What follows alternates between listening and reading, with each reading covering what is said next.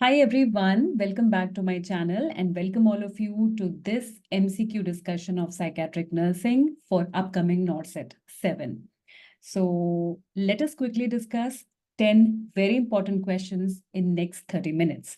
तो चलिए शुरू करते हैं. Very first question of this session is patients of antipsychotic drugs. The patients who are taking antipsychotic drugs are often started with prophylaxis treatment in order to avoid the extrapyramidal symptoms or side effects of the drugs. They are, तो आपसे पूछा गया है कि ऐसे patients जिनको कि antipsychotic drugs पे रखा जाता है उनको साथ में as a prophylaxis treatment extra pyramidal symptoms को अवॉइड करने के लिए और कौन से ड्रग्स दिए जाते हैं. आंसर डिस्कस करने से पहले थोड़ा सा इस क्वेश्चन को समझ लेते हैं. अगर कोई ऐसे बच्चे हैं जिनको ये समझ नहीं पा रहे हैं कि what is the meaning of EPS और extra pyramidal symptoms and what are antipsychotic drugs, तो अगर आपने मेरे प्रीवियस सेशंस देखे हैं तो I have discuss this topic, बहुत बार डिस्कस किया है क्योंकि ये वेरी इंपॉर्टेंट टॉपिक है आपके लिए. क्या हम डिस्कस कर रहे हैं यहाँ पे? हम डिस्कस कर रहे हैं कि जो हमारे एंटीसाइकोटिक ड्रग्स होते हैं वो ड्रग्स जो कि साइकोटिक सिम्टम्स को मैनेज करने के लिए यूज किए जाते हैं, वो दो तरीके के होते हैं. ये हमने पहले भी डिस्कस किया है. फर्स्ट जनरेशन या फिर टिपिकल, एंड सेकेंड जनरेशन या फिर एटिपिकल जिनको हम बोलते हैं. अब होता क्या है, फर्स्ट जनरेशन जो ड्रग्स होते हैं उनके साथ साइड इफेक्ट्स बहुत ज्यादा होते हैं and these side effects are called as extra pyramidal symptoms, ज्यादा होते हैं. With second generation there are less EPS. Now अगर ईपीएस की बात करें तो कौन कौन से ईपीएस हैं? So we have acute dystonia. मुझे लगता है जितने बच्चे मेरे साथ पहले से जुड़े हुए हैं और ये सेशंस अटेंड कर रहे हैं तो आप लोगों को ये अच्छे से अभी तक याद हो गया होगा, because we have discuss this so many times. जहाँ पे भी आया है ये टॉपिक वहाँ पे मैंने इन सब चीज़ों को बार बार मेंशन किया है क्योंकि ये भूलना नहीं है and it is a very important topic. So what all I have written, I am writing the names of extrapyramidal symptoms और side effects of antipsychotic drugs, ये सब होते हैं. अब आपसे क्वेश्चन में पूछा गया है कि कोई और ड्रग साथ में चलता है एंटीसाइकोटिक्स के जिससे कि हम ईपीएस को प्रिवेंट कर सकते हैं. So the answer is, I know all of you know the answer, the answer is anticholinergic drugs. Anticholinergic drugs साथ में दिए जाते हैं एंटीसाइकोटिक्स के जिससे कि हम ये ईपीएस को प्रिवेंट कर सकें. क्योंकि ईपीएस क्या है ना, ईपीएस बहुत ज्यादा प्रॉब्लम कॉज पेशेंट के लिए कर देते हैं क्योंकि वो साइड इफेक्ट्स हैं और पेशेंट अपनी दवाइयां अच्छे से नहीं ले पाता है, ट्रीटमेंट अच्छे से कंटिन्यू नहीं कर पाता है. Now look at the other options जैसे कि phenothiazines. It is one of the classification of this drugs, and then anti-Parkinsonian is for Parkinson's disease. Tricyclic antidepressants क्या है? It is a category of antidepressants. So the answer is anticholinergics. Moving on to the second question. दूसरा question है हमारे पास, देखिए. A 10-year-old child, एक 10 साल का बच्चा है जिसको कि ऑटिज्म है, diagnosed with autism. At the age of 3, attends a school for developmentally disabled children and lives with parents. एक बच्चा है 10 साल का जिसको कि ऑटिज्म है और वो स्कूल में पढ़ता है, डिसेबल्ड जो चिल्ड्रन के लिए जो स्कूल है, और पेरेंट्स के साथ रहता है. उसके सिम्टम्स क्या बताए गए हैं? Self biting behaviour, frequent episodes of self biting behaviour, head banging है, हेल्प चाहिए उसको फीडिंग एंड टॉयलेटिंग के लिए. Priority nursing goal for this child is, क्या होगा? अब देखते हैं क्या है. देखिए ऑप्शंस में लिखा है control repetitive behaviours, be able to feed independently, remain safe from self inflicted injury, and last is develop control of urinary elimination. जब तक आप इसका आंसर सोचते हैं एक बार मैं आपको हेल्प कर देती हूँ समझने में that what is the meaning of autistic children, autistic child या फिर ऑटिज्म के साथ एसोसिएटेड सिम्टम्स क्या है, कैसा होता है एक ऑटिस्टिक चाइल्ड. दो तरह के मेन सिम्टम्स हैं यहाँ पे. पहला क्या है, ये कोर फीचर्स हैं. ASD, autism spectrum disorder. Autism spectrum disorder, it is a very important topic. Autism spectrum disorder के दो मेन फीचर्स हैं, they are called as core features. क्या है? सबसे पहला तो है deficit in communication, social communication नहीं कर पाता है बच्चा। बहुत सी चीजें इसमें आती हैं, जैसे कि अफेक्शन भी शो नहीं कर पाता है, जो उसके पेरेंट्स हैं उनके लिए भी एक अटेंशन और अफेक्शन नहीं शो कर पाता है, एक कनेक्शन नहीं शो करता है, आई कांटेक्ट मेंटेन नहीं करता है, स्माइल, सोशल स्माइल भी नहीं आती है। तो डेफिसिट इन सोशल कम्युनिकेशन, ये पेरेंट्स के साथ भी है और बाहर के लोगों के साथ, तो the child is not ready to mingle up. दूसरा है restricted and repetitive patterns of behaviour. कैसा काम कर रहा है, कैसा बिहेव कर रहा है, कैसी एक्टिविटीज कर रहा है, कैसे खेल खेल रहा है, जो कि रेस्ट्रिक्टेड है, एक ही जगह पे रेस्ट्रिक्टेड है और रेपिटेटिव है, बार बार बार बार होने वाले। जैसे कि हेड बैंगिंग हम देख रहे हैं, हेड बैंगिंग है, और मान लीजिए कुछ कुछ कुछ कोई ऐसा टॉय है जो गोल गोल गोल गोल घूम रहा है, मान लीजिए वो जो बैटरी वाले टॉयज होते हैं जो एक ही जगह पे राउंड राउंड घूमते रहते हैं, वो घूमता रहेगा, उसी के साथ ही खेलता रहेगा, उसी को देखता रहेगा। तो ये कुछ मेन फीचर्स हैं। इनके अलावा अदर फीचर्स भी होते हैं, जैसे कि language disability. These kids have language disability, जिसमें कि एक प्रोनाउन रिवर्सल की हम बात करते हैं। प्रोनाउन रिवर्सल का मतलब है जहां पे बच्चे को सेंटेंस में आई या मैं इस्तेमाल करना होता है, उसकी जगह वो यू या तुम का यूज करता है। Pronoun reversal.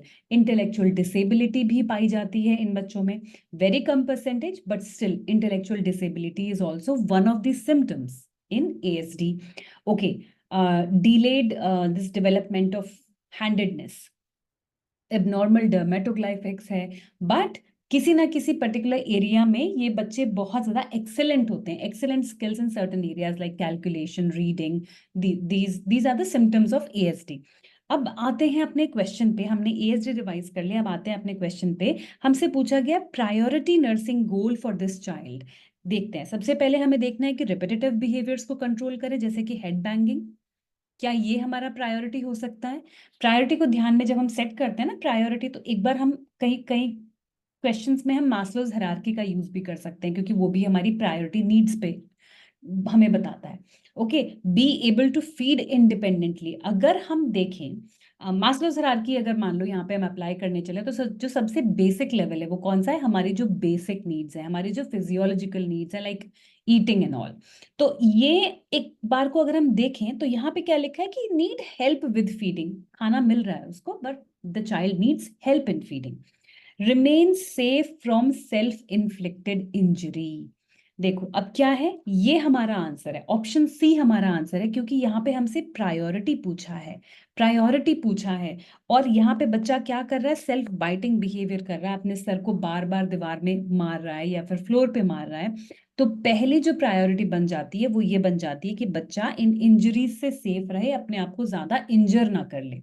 तो remain safe from self inflicted injury should be the priority here. बाकी और चीजें भी हमने करनी है, हमें हेड बैंगिंग भी रोकना है, हमें उसको फीडिंग भी उसकी प्रमोट करनी है, यूरिनरी एलिमिनेशन पे कंट्रोल भी डेवलप करना है।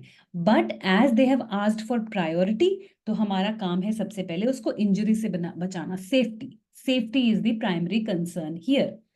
Okay, so option C is the right answer. Moving on to the third question. मैं समझ पा रही हूँ कि आप लोगों को अच्छे से समझ में आ रहा है, और if you are able to understand, आपको समझ में आ रहा है, you can drop your comments, you can put a thumbs up, और यू कैन जस्ट से कि yes or no, whatever you want to say, but please communicate. Fine. Third question है, when planning activities for a child with autism, the nurse considers that autistic child respond best to. अब हमने क्या देखा कि autistic बच्चे के लिए कुछ एक्टिविटीज प्लान करनी है, कौन सी एक्टिविटी सबसे अच्छी होगी, सबसे अच्छी तरीके से रिस्पॉन्ड करेगा। अब हमने देख लिया कि ऑटिस्टिक चाइल्ड के सिम्टम्स क्या हैं, डेफिसिट है, सोशल कम्युनिकेशन नहीं कर सकता है, restricted repetitive patterns of behaviour and activity करता है। Now, loud and cheerful music. Will this help? Let us move on to the next option. Large group activities. देखो, चाहे large group activities हो, चाहे small group activities हो, ASD का बच्चा अपने आप में self absorbed रहता है, socially isolated रहता है, withdrawal रहता है, तो this is not going to help. Fine. अच्छा, अब देखिए their own self stimulating acts. Now, ASD child, a child with autism, what he does, he lives in fantasy world, he lives in his own fantasy world, वो अपने आप के साथ खेलना में ज्यादा एंगेज रहता है, इमेजिनेटिव प्ले ज्यादा करता है। तो they will respond best to what, their own self stimulating acts. Loud and cheerful music का यहाँ पे कोई मतलब नहीं है, it is an irrelevant option. लोग ज्यादा हो या कम हो उससे कोई फर्क नहीं पड़ने वाला है। बेस्ट जो बच्चा आपके प्लान में या आपकी एक्टिविटीज में इन्वॉल्व होगा वो किस में होगा, ओन सेल्फ स्टिमुलेटिंग एक्ट्स में होगा। चलिए नेक्स्ट क्वेश्चन की तरफ चलते हैं। Now, which nursing intervention is most helpful in meeting the needs of an older adult with the diagnosis of dementia of the Alzheimer's type? Okay, dementia of the Alzheimer's type. सबसे पहले हम क्या समझते हैं डिमेंशिया के symptoms, एक बार हम quickly recall कर लें, रिवाइज करते हुए चल रहे हैं, जरूरत है इस टाइम पे रिवीजन की। तो डिमेंशिया का मतलब क्या है, डिमेंशिया का मतलब है, डिमेंशिया का मतलब है सबसे पहली चीज क्लियर कॉन्शियसनेस, कॉन्शियसनेस डिस्टर्ब नहीं होती है, क्लियर कॉन्शियसनेस सबसे पहली चीज है, क्लियर कॉन्शियसनेस। दूसरा क्या है, दूसरा है कि ये क्रोनिक है, प्रोग्रेसिव डिजीज है, most of the time irreversible है, और मेमोरी को, सबसे पहले मेमोरी को अफेक्ट करती है, रिसेंट मेमोरी को, उसके बाद इमीडिएट को, और उसके बाद रिमोट मेमोरी को। ये हमने कुछ ओवरऑल बात करी, मतलब प्रोग्रेसिव इसका कोर्स रहता है बीमारी का, लंबी चलती है, लंबे समय से चलती हुई आती है, पर कॉन्शियसनेस क्लियर है। और अब हमसे क्या पूछा है, विच nursing intervention is most helpful in meeting the needs of an older adult. अब नीड्स पे बात करें, अगर हम डिमेंशिया के पेशेंट की नीड्स पे बात करें तो उसको अपना एनवायरनमेंट फेमिलियर चाहिए, कंफ्यूजन उसको बहुत जल्दी होता है, चीजें वो भूलने लगता है, तो उसको एक सिंपल सा एनवायरनमेंट चाहिए अपने आसपास, रोज के रोज उसके एनवायरनमेंट में, उसके ऑर्गेनाइजेशन में, रूम के ऑर्गेनाइजेशन में चेंजेस नहीं चाहिए। There should be big names and tags and everything, बड़ी बड़ी चीजें, so that patient easily identify कर पाए, क्योंकि कंफ्यूज्ड है पेशेंट। ठीक है, अब चलते हैं अपने ऑप्शंस की तरफ। Providing nutritious foods high in carbs and proteins, देख लेते हैं न्यूट्रिशियस फूड की जरूरत होती है, हमसे पूछा गया मोस्ट हेल्पफुल। आगे चलते हैं, offering opportunities for choices in the daily schedule to stimulate interest. अब देखो एक और चीज हमें ध्यान देनी है कि डिमेंशिया के पेशेंट में ना क्या हो जाता है, कॉग्निटिव फंक्शंस डिस्टर्ब हो जाते हैं, patient cannot do decision making, patient cannot do any kind of calculations or any kind of activities scheduling. So this definitely is not the answer. Option C, developing a consistent plan, एक consistent plan develop करने की जरूरत है with fixed time schedules to provide for emotional needs. Next option पे चलते हैं, देखते हैं थोड़ा सा कि सी ऑप्शन को थोड़ा सा रोक के रखते हैं, अभी डी पे चलते हैं। Simplifying the environment as much as possible and eliminating the need for decisions and choices.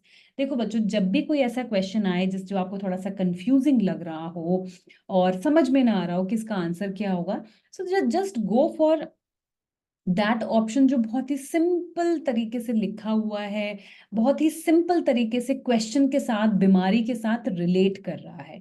Dementia में हमें पता है कि पेशेंट कंफ्यूज्ड हो जाता है, पहली चीज जो हम ये कह रहे हैं। अब हमें क्या करना है, उसका एनवायरनमेंट जितना सिंपल रख सकते हैं उतना रखना है, और उसको हमें कोई ऐसी सिचुएशन में नहीं डालना है जहां पे उसको हम चॉइसेस दें कि बताओ आपके सामने 5 चीजें रखी है, आपको क्या करना है, आपके सामने 5 ऑप्शंस है, आप क्या करना चाहोगे, ऐसा कुछ नहीं करना है हमें पेशेंट के लिए, क्योंकि पेशेंट डिसीजन मेकिंग नहीं कर सकता है। सो हमारा जो राइट आंसर है वो ऑप्शन डी है, हमें simple simple simple environment and simple activities and no involvement in any kind of decision making or calculations. Okay, so option D is the right answer. Moving on to the next question. A nurse's best approach when caring for a confused older client. एक patient है जो कि old है, confused है, is to provide an environment with, उसको हम कैसा environment provide करेंगे। एक ओल्डर पेशेंट है जो कि कंफ्यूज्ड है, उसको आप कैसा एनवायरमेंट प्रोवाइड करोगे, अभी जो हमने लास्ट डिस्कस किया है, मे बी शायद वो चीज यहाँ पे हमें हेल्प करे। Space for privacy, do we really need to give this, क्या हमें प्राइवेसी देने की जरूरत है क्योंकि वो ओल्ड है, क्योंकि वो कंफ्यूज्ड है, बल्कि हमें उसको कांस्टेंट सुपरविजन में रखना होगा, यहाँ पे प्राइवेसी देने की जरूरत नहीं है। Group involvement, confused, confuse, the patient is confused. Group activities में इन्वॉल्वमेंट की जरूरत नहीं है। Trusting relationships can be our answer. Fourth option देखते हैं, एक्टिविटीज दैट आर वेरीड। अब देखो यहाँ पे एक चीज ध्यान दो, आंसर पे बाद में बात करेंगे, स्ट्रैटेजी पे पहले बात करते हैं। ऐसा ना हो कि आप जब पेपर में बैठे हो, पेपर अटेम्प्ट कर रहे हो और आपने सेंटेंस पढ़ा, क्वेश्चन का स्टेम पढ़ा, आपने फर्स्ट ऑप्शन देखा, आपको लगा ठीक है फर्स्ट ऑप्शन मेरा आंसर नहीं है, आप सेकंड पे गए, आपको लगा हाँ हाँ सेकंड मेरा आंसर है, आपने सेकंड टिक किया और चल दिया आगे। ऐसा नहीं करना है, बिल्कुल भी ऐसा नहीं करना है। चारों ऑप्शंस को अच्छे से ध्यान से पढ़ना है, क्योंकि यहाँ पे आप मिस्टेक कर सकते हो। तो चलिए, फोर्थ ऑप्शन हमने पढ़ा, एक्टिविटीज दैट आर वेरीड, अलग अलग activities, different different various activities. अभी लास्ट क्वेश्चन में हमने बात करी कि हमें ऐसा कुछ भी नहीं करना है, वैरायटी या चॉइसेस पेशेंट को नहीं देनी है। तो राइट आंसर क्या है, क्योंकि पेशेंट कंफ्यूज्ड है तो हमें एक ट्रस्ट डेवलप करने की जरूरत है, ट्रस्टिंग रिलेशनशिप डेवलप करने की जरूरत है। और ट्रस्टिंग रिलेशनशिप्स में हम कैसे कर सकते हैं, देखो मोस्ट ऑफ द टाइम जहां तक पॉसिबल हो, एक फेमिलियर स्टाफ को, हर शिफ्ट में एक फेमिलियर स्टाफ को, पेशेंट को वही स्टाफ असाइन किया जाए। चलिए नेक्स्ट है हमारा, नेक्स्ट क्वेश्चन है, what are the 4 A's, what are the 4 A's which for which nurses should assess clients suspected of having Alzheimer disease। Basically question थोड़ा सा कॉम्प्लेक्स कर दिया गया आपके लिए, इजी मैं कर देती हूँ। आपसे पूछा गया है कि अल्जाइमर्स डिजीज में होने वाले 4 A's सिम्टम्स बताइए। ऐसे सिम्टम्स जो ए से स्टार्ट होते हैं, 4 सिम्टम्स हैं अल्जाइमर डिजीज के साथ एसोसिएटेड हैं। तो पढ़ते हैं options, amnesia, apraxia, agnosia, aphasia, ये सब हमने पढ़ा है ना, अल्जाइमर्स में होता है। बाकी देखें, अवॉइडेंस, अलूफनेस, ए सोशल, ए सेक्सुअल, ये थोड़ा सा डिप्रेसिव डिसऑर्डर की तरफ ज्यादा लेकर जा रहा है। Autism, loose association, apathy, affect, ये थोड़ा सा स्किज़ोफ्रेनिया की तरफ लेके जा रहा है। Aggressive, amoral, ambivalent and attractive, no this is irrelevant. तो हमारा आंसर क्या है, एमनीजिया है, apraxia, agnosia, aphasia, these are the 4 A's। These are the 4 A's, ये आपको याद रखने हैं। क्या क्या हो जाता है, amnesia, what is amnesia, amnesia मतलब मेमोरी लॉस, पेशेंट को क्या हो जाता है यहाँ पे, मेमोरी लॉस हो जाता है। अप्रेक्सिया का मतलब क्या है, लर्न्ड मोटर फंक्शंस, पेशेंट भूल जाता है, लर्न्ड मोटर फंक्शंस पेशेंट भूल जाता है, साइन करना, खाना खाना, बटन करना शर्ट को, all those things. Agnosia and aphasia, aphasia and agnosia क्या है, लैंग्वेज, वर्ड्स फाइंड नहीं कर पाता पेशेंट, बोलते बोलते वर्ड्स भूल जाता है। और क्या है, सेंसेशंस को कॉम्प्रिहेंड नहीं कर पाता, विजुअल स्टिमुलेशंस को, ऑडिटरी स्टिमुलेशंस को, इनको कॉम्प्रिहेंड नहीं कर पाता। तो ये सारी प्रॉब्लम्स हो जाती है अल्जाइमर्स डिजीज में। हमारा जो आंसर है option A is the right answer. Moving on to the next question, okay fine, आगे चलते हैं। A depressed patient is being scheduled for ECT, ECT पे आ गया अगला question, and he is ordered succinylcholine pre ECT, what is the purpose of this drug. तो ECT के बारे में थोड़ी सी बात करते हैं, अपने ऑप्शंस पे बाद में चलेंगे। देखो ECT, what do you understand by ECT, electroconvulsive therapy. Okay, दो तरीके से देते हैं, डायरेक्ट एंड मॉडिफाइड। डायरेक्ट का मतलब जो पहले दी जाती थी अब नहीं दी जाती, डायरेक्ट ईसीटी बैन हो चुकी है। डायरेक्ट सॉरी ईसीटी जिसमें कि मेडिसिन का यूज नहीं होता था। मॉडिफाइड इज वन जिसमें कि दवाइयों का इस्तेमाल होता है। कौन कौन सी दवाइयों का इस्तेमाल होता है, कौन कौन सी दवाइयों का इस्तेमाल होता है, देखो दवाइयों का इस्तेमाल होता है, एक तो एट्रोपिन दिया जाता है, ठीक है, दिस इज एंटीकोलिनर्जिक। क्यों दिया जाता है, जिससे कि ओरल और रेस्पिरेटरी सिक्रीशंस ना बने ईसीटी के बाद। दूसरा क्या दिया जाता है, मसल रिलैक्सेंट दिया जाता है। तीसरा क्या दिया जाता है, एनेस्थेटिक एजेंट दिया जाता है। एनेस्थेटिक एजेंट ये है मीथोहेक्सिटल। और रिलैक्सेंट, मसल्स को रिलैक्स करने के लिए जो दिया जाता है वो है सक्सिनाइल कोलिन। ठीक, अब बात करते हैं एडवर्स इफेक्ट्स की। एडवर्स इफेक्ट्स, ईसीटी के एडवर्स इफेक्ट्स क्या हो सकते हैं, देखो क्या हो सकते हैं, रेट्रोग्रेड एमनीजिया हो सकता है पेशेंट को, रेट्रोग्रेड एमनीजिया हो सकता है, बट दिस इज ट्रांजिएंट, कुछ समय के लिए रहने वाला। प्रोलॉन्ग्ड सीजर्स हो सकते हैं, मतलब सीजर थोड़ा लंबे समय के लिए खिंच गया, ये हो सकता है, हल्के फुल्के एडवर्स इफेक्ट्स हैं। कॉन्ट्राइंडिकेशंस, एक और चीज है जो मुझे आपको बतानी है, दैट इज कॉन्ट्रा इंडिकेशंस। देखो बच्चों, एक चीज है कि there are no absolute contra indication of ECT, no absolute contra indication of ECT, but relative contraindication, relative contraindication की बात करें तो क्या है, रेज्ड आईसीपी है, मायोकार्डियल इन्फार्क्शन है, and there are some other also. ये बात, अच्छा हाँ, and what are the indications, what are the indications, MDD is the major indication, depression with suicidal ideation, depression with psychotic features, depression जिसमें कि medicine fail हो गई हैं, इन सब कंडीशंस में ECT is the choice. Schizophrenia basic mainly catatonic type, इसमें ECT काम करता है। अक्यूट मेनिया में ईसीटी काम करता है। तो ये कुछ इंडिकेशंस हैं ईसीटी की। Going back to the question, और हमें पता चल गया है सक्सिनाइलकोलिन क्या है, it is a muscle relaxant. Okay, anaesthetic agent हमने पढ़ा मीथोएक्सिटल, सिक्रीशंस को रिड्यूस करने के लिए हमने पढ़ा एट्रोपिन जो कि एक एंटीकोलिनर्जिक एजेंट है। तो हमारा आंसर क्या है, मसल रिलैक्सेंट है। ये भी आपको ध्यान से पढ़ना है। Okay, now next question. An elderly patient was brought to the hospital and showing signs of delirium. Old age है, delirium patient को हो रहा है, family बोल रही है कि पिछले 24 घंटे से ना ही तो patient बिल्कुल भी सोया है, ना ही patient ने कुछ खाया है और ना ही कुछ पिया है. So last 24 hours. Nurse is planning the care. अब now what is happening, nurse is planning care for this patient. अब कौन सा स्टेटमेंट ध्यान में रखना होगा, दिमाग में रखना होगा डिलीरियम के पेशेंट की केयर प्लान करने से पहले एज ए नर्स? ऑप्शंस पढ़ते हैं, देखो, patient with delirium can return to his previous level of functioning, so does this happen? Yes, this happens. क्या पढ़ा है हमने डिलीरियम के बारे में? डिलीरियम के बारे में हमने क्या पढ़ा है? यस, यहाँ पे लिखते हैं, बिगर स्पेस टू राइट। डिलीरियम के बारे में हमने क्या पढ़ा है? सबसे पहले हमने पढ़ा है कि अक्यूट है, acute decline in the level of consciousness. अचानक से लेवल ऑफ कॉन्शियसनेस में डिस्टर्बेंस होनी शुरू हो जाती है। पेशेंट कैसा हो जाता है? Disorientation, disorientation to time, person and place. What all happens? Fluctuating course है, जो सिम्टम्स हैं वो फ्लक्चुएट करते रहते हैं।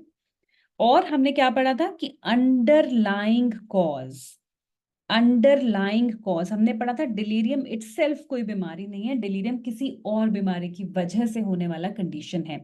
अगर अंडरलाइन कॉज को मैनेज कर लिया गया तो 3 to 7 डेज में डिलीरियम अपने आप रिकवर हो जाता है, सबसाइड हो जाता है। Now let us go back to the options. Patient with delirium can return to his previous level of functioning, yes. Patient with delirium can not return to previous level of functioning, ये गलत है। Patient with delirium shows progressive decline in cognitive functionings. No, progressive नहीं है, fluctuating है। Progressive किस में होता है? Dementia में होता है। Delirium has an insidious onset. No, लंबा चलने वाली बीमारी नहीं है, chronic नहीं है, sudden onset है, acute onset है। So हमारा आंसर क्या है? Patient with delirium can return to his previous level of functioning. इसको ध्यान में रख के nursing care will be planned for this patient.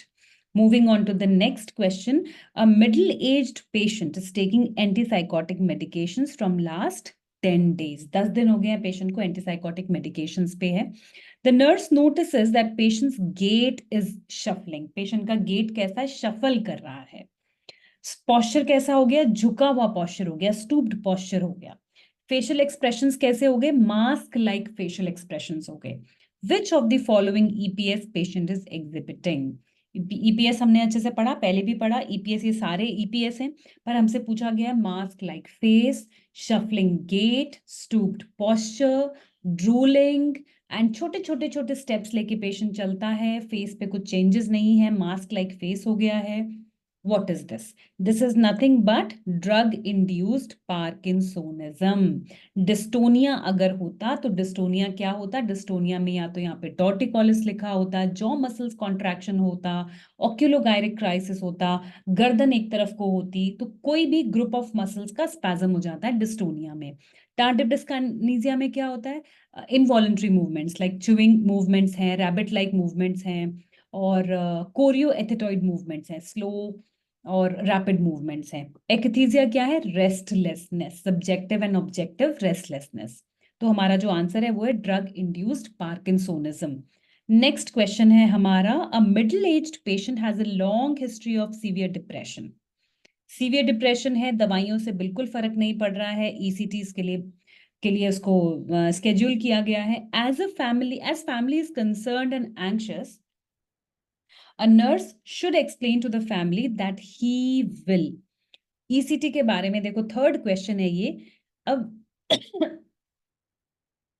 क्या हमें करना है कि what a nurse should explain to the family.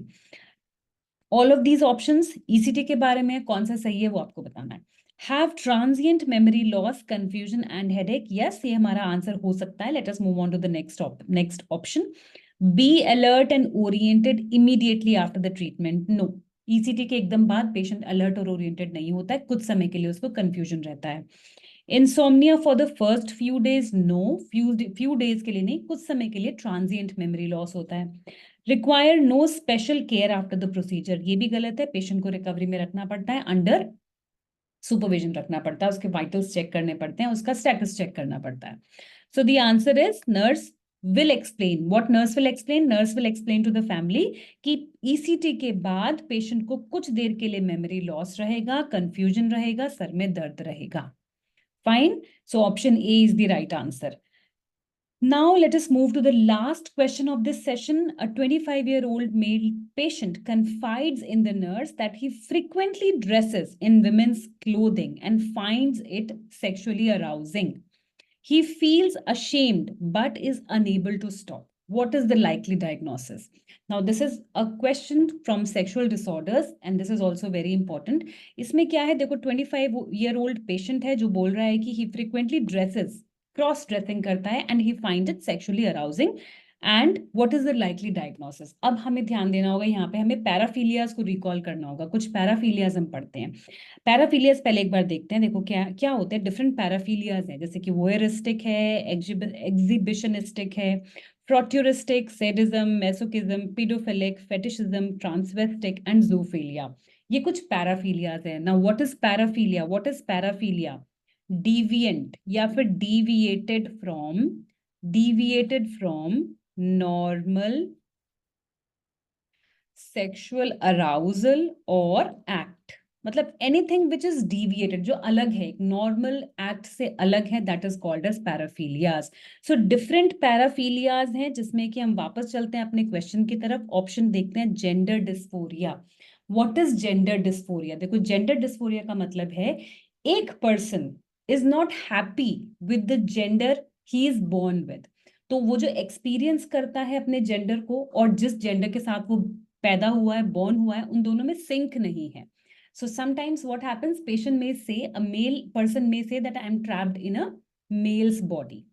Okay, so that is gender dysphoria. ये हमारे स्टेटमेंट में ऐसा कुछ कहीं पे नहीं है, तो ये हमारा आंसर नहीं है। ट्रांसवेस्टिक डिसऑर्डर, देखो ट्रांस से ही आप समझ जाओ क्रॉस ड्रेसिंग, तो यही हमारा आंसर है। इसमें क्या होता है, the person gets sexual arousal और stimulation by doing this cross dressing, by wearing dress of the other gender.